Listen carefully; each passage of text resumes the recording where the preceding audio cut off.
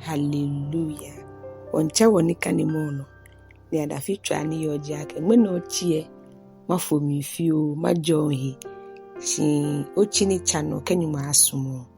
Wacha woni kanimono.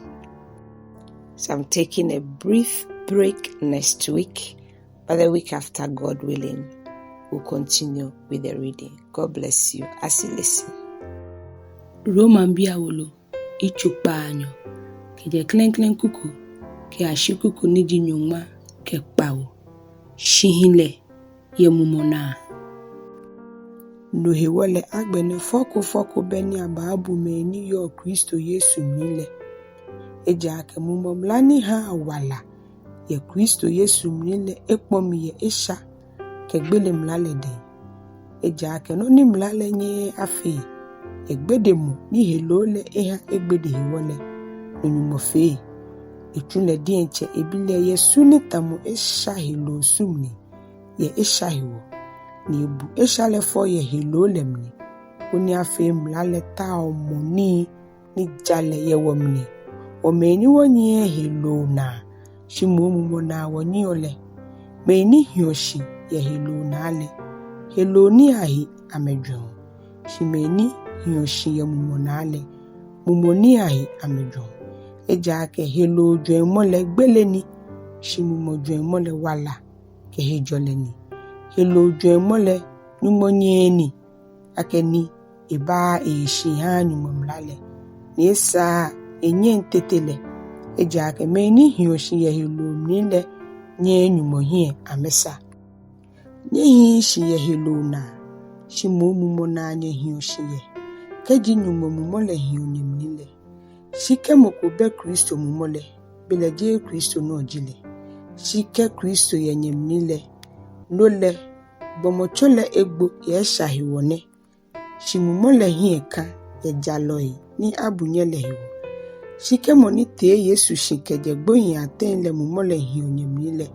Onite Kristo shikeje gboyin atenle, aha, nye bomochoe ni baagbo ele hu yi anawala, ye emumoni hiyo nyemnile hiwo. Nuhiwale agbene anyemime. Nyojia chemenjiwo. Shije helo le nyumu hie. Iwo hishi ye helo na. Eja ake. Ke helo na anye hioshiyele. Nye baagboi.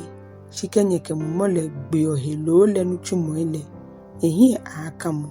Eja ake me aboni nyumu mumole pala amele. Ameji Nyɔŋmɔbii. Eja ake je nyong mumunyena. Ni aha nye shebe yeko. Shimu mumɔ ni ha ame chomo bi. Ni ha wabuwa wachonyu ake. Abba atale. Le mumole diencheke wa mumole yiyo udasi ake nyumo bi jiwo. Nike bi jiwo le. Bele ni eloe jiwo. Nyumo ni eloe ke Kristo na nime ni eloe. Ke jiwo kele na amani hunule. Koni awu wakele hie nyamu. Ke ye kuku niji Nyɔŋmɔ ke kpanyo. Ke ashi Nyɔŋmɔ ete. Wɔsɛɛ anunyam. Eja ake misusuo ake. Mene amane hunu ile. Ke anunyam ni wɔsɛɛ abaji ekpo achon wale yegbo. Eja ake bo ni ile kegbe kwa mokpekpe mi Nyɔŋmɔbii ile akpojie mole. Eja akebo niile ewu yaka ni ashishi. Je amedienche suɔmɔ na.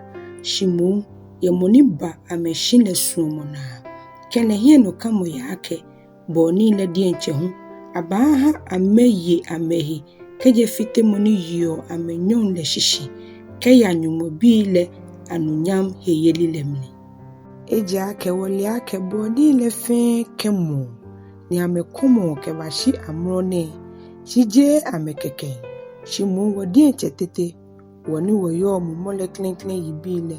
Wadienche hu wakemo ye womni. Wakogbe ake wabachomo bi. Noji abakpo wagomochule. Eja ake hieno kamo na ahere wayiwalaye. Hieno kamo ni anaale. Eje hieno kamo. Eja ake namo hie kano ni inano.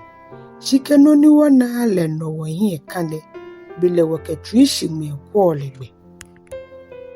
na kan no ken mumɔ le hu yobu awo ye wagbede moile amni eja ke boni sa ke wosole le wole shimo mumɔ le dien cheke enjoy do moini anyen akele damomni hawo ni moni tawo twi amni le linoni ji mumɔ le dwemole eja ke edamomni ha me kronkron le yenyumo suɔmɔ na chiwole ake me ni sumo nyumole ni bi fia yobu ame ni ahia ame me ni ache ame yeyento naale eja ke me ni ele ame etomomole ame ejieto ni ame suban atomo ebile no le koni efe nyemi me pi atenkro mobi shi me ni ejie etole ame no eche ni me ni echele ame no bem ebu ni me ni ebu ame bem le ame no ame hi enyam ewu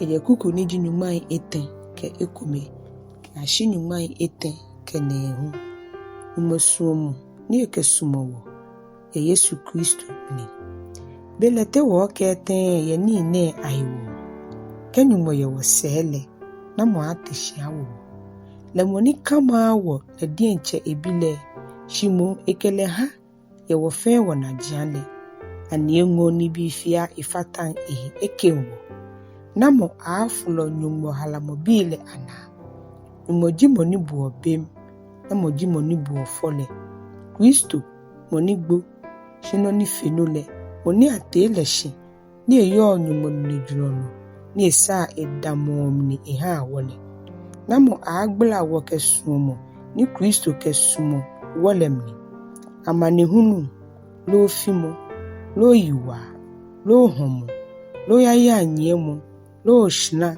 lo klante tamoboni agmaake oye wole agbe owo ahun jena motu abuwa ketoi ni aya agbe ame shinkele ene me fia mnile ocho mo ni sumo wole no wo yoku ni chon eja ake mi ye no mi ma ake gbele jiu wala jiu wenbo fu ejiu no yelo ejiu ni yo ne ejiu ni baba le jiu he wale ejiu wen jiu shishi jiu alo ni bi ni abole amli no krokro jiu amenyen amegbela wo kenyumu suomo ni yo Kristo Yesu wonu chole mlilem hallelujah.